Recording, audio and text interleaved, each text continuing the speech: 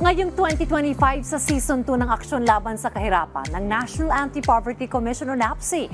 Makakasama po natin tuwing Martes at Huwebes sa Rise and Shine Pilipinas ang iba't ibang kinatawan po ng mga ahensya at maging ng lokal na pamahalaan upang pag-usapan po ang mga interventions ng gobyerno sa pagpuksa sa kahirapan.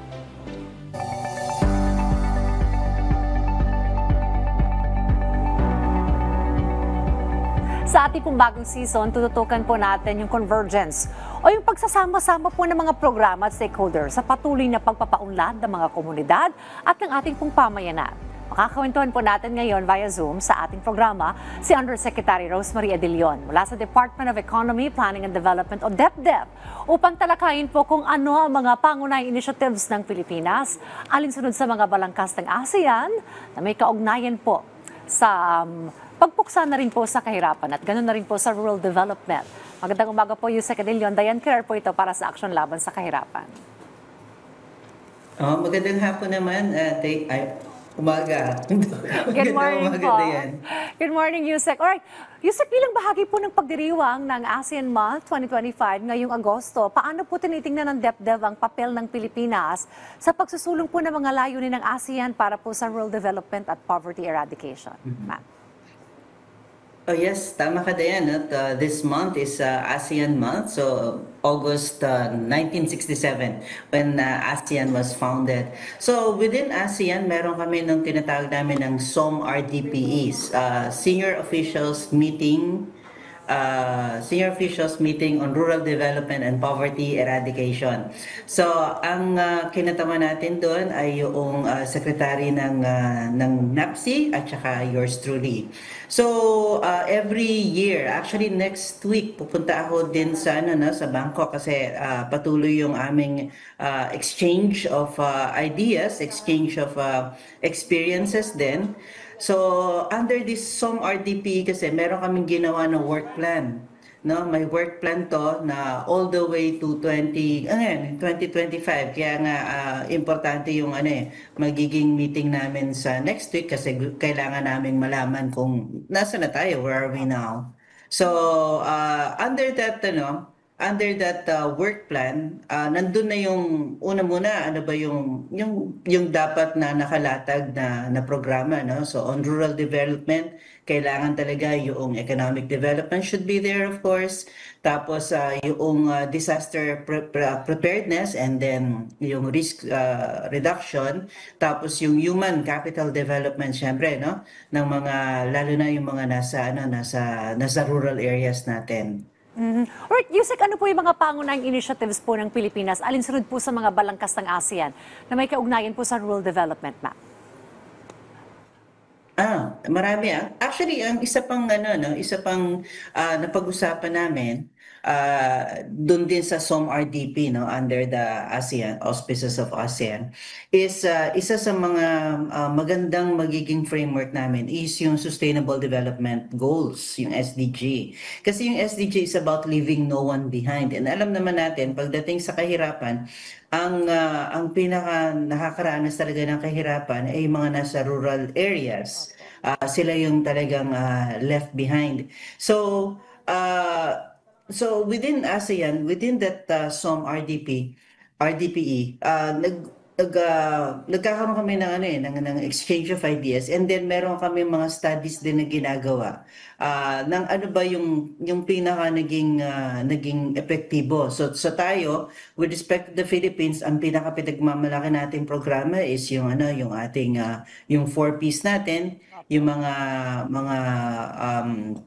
and then lately, syempre, yung ating inisyatiba para sa agricultural sector, beginning with yung Agricultural Emancipation Act, no, yung kumbaga kinondong ng gobyerno, binayaran ng gobyerno yung pagkakautang nila with respect to their amortization ng awarded lands nila. Kasi malaking bagay ito na ease ang financial burden ng ating mga farmers, no? And then tapos tayo rin, meron tayong tinatawag na yung registry, no? Yung registry ng mga farmers and fisher folk. So yung mga nasa rural areas to. Para nang sa gayon, pag meron tayong binibigay na assistance sa kanila, madali nating nata-target kung sino ba dapat at saka madali din nating namomonitor.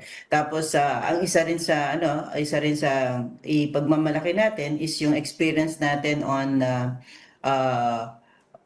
yung the use of national ID at saka yung paggamit natin ngayon ng community-based monitoring system para rin sa targeting. Para rin, una, maayos yung paggastos, no? Sigurado tayo na mapupunta siya dun sa dapat talagang, kanino talaga dapat ang nangangailangan nito. Okay. With our Philippine Development Plan naman po, Yusek, for 2023 to 2028, paano po natin nasisiguro na yung pong mga layunin ng ASEAN ay na-incorporate din po sa mga strategies para po sa poverty reduction po, Yusek? Yeah. Dun sa yung actually, Diana, I also want to take advantage of this opportunity para sabihin sa publiko na meron na tayong update ng Philippine Development Plan. Nasa ano na po namin, nasa website na po namin yan. Nilabas lang po siya nitong weekend. Okay. So mainit-init po talaga. Opo. So in the original PDP and in this updated na PDP, pinakita rin natin doon, we indicated no, all those different initiatives of the ASEAN na talagang nakakatulong sa atin, sa Pilipinas, and vice versa, paano din tayo nagko-contribute no, in parang enriching this knowledge base. So dito sa mga ASEAN initiatives natin, meron tayong unang-una na yung actually bawat nagiging chair, meron silang nagiging initiative nila. No? So tulad nun sa Singapore, ang sa kanila is on sustainable cities. So ito, parang pinakita rito na kahit na nag-uunlad yung patuloy yung progress, you still cannot put in the back burner yung issue ng sustainability, yung waste management, yung making sure na we are also protected against yung mga unnecessary na disasters, calamities yon. So, kasama yon. Tapos meron din tayo yung medyo high-tech level na, meron tayong ngayon na pinag-uusapan na Digital Economy Framework Agreement. Kasi ang isang gusto natin mangyari, ang ASEAN kasi 600 million strong tayo, no? And alam mo naman, kapag halimbawa gagamit ka ng AI o kaya yung sa digitalization, mas makakatulong yung mas malaki na data. Pero syempre, meron dapat may dapat standard on what this data should be, and at the same time kailangan din magkasundo rin tayo as to the confidentiality ng mga data, protecting yung data privacy rin. So yun, so meron tayong framework agreement. Sa issue ng finance, meron din tayong within ASEAN na pinag-uusapan natin ng ano ba yung may framework tayo for sustainable finance para din sa pag-issue ng mga blue bonds, kasi alam din natin na within ASEAN pwede tayong mag-mobilize ng finances, no, kahit na sa capital market, lalo na let's say nandiyan yung Singapore, no, isa sa malalaking capital markets in the world, no, certainly in our region. So nagbalangkas din ng ASEAN ng ano ba yung framework, ano yung taxonomy ng sustainable finance para yung mga kababayan natin, yung mga negosyante na gusto nilang magkaroon ng proyekto on sustainability, pwede nilang itap itong facility na to. Yung mga bangko natin, nag-i-issue sila ng mga sustainability bonds na nagko-comply dun sa framework ng ASEAN. Alright. Yusek Idil, pagdating naman sa papel ng mga local government units, ano po yung mga maaring gawin po ng mga LGUs para po mas maisulang po itong mga ASEAN-aligned rural development programs, ma'am? Yeah. Tulad nga ng sinabi ko, no, merong work plan na ginawa ang ASEAN on rural development and poverty eradication. So, sa pagpunta namin pag-uusap-usap namin ito, kasi nga hanggang 2025 lang yun, so malamang magkakaroon ng updated nitong work plan na to. And what we want is for the LGUs to also share the experiences, no, yung mga best practices nila. Kasi even within the SDG, no, meron na kaming voluntary local review.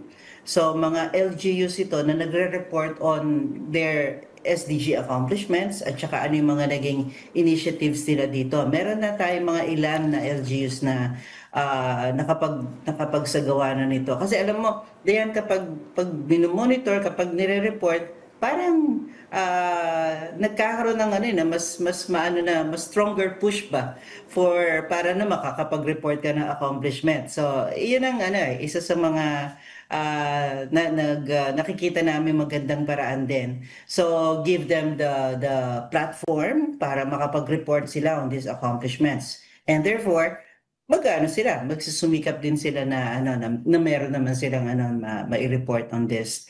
So, yung marami na rin mga LGUs na lumapit sa amin, no, kasi gusto nila mag-voluntary local review kung paano namin sila matutulungan.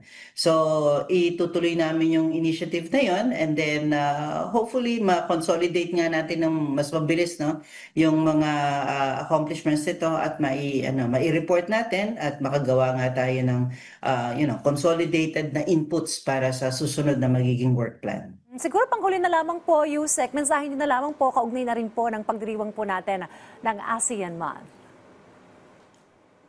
Oh yes, maraming salamat, no. So this month, itong buwan ng Agosto, we are celebrating yung ASEAN Month. So as I said, no, it was founded noong August 1967. So magandang bagay talaga na ibalik natin kung we recall, no, why exactly did we was this ASEAN founded.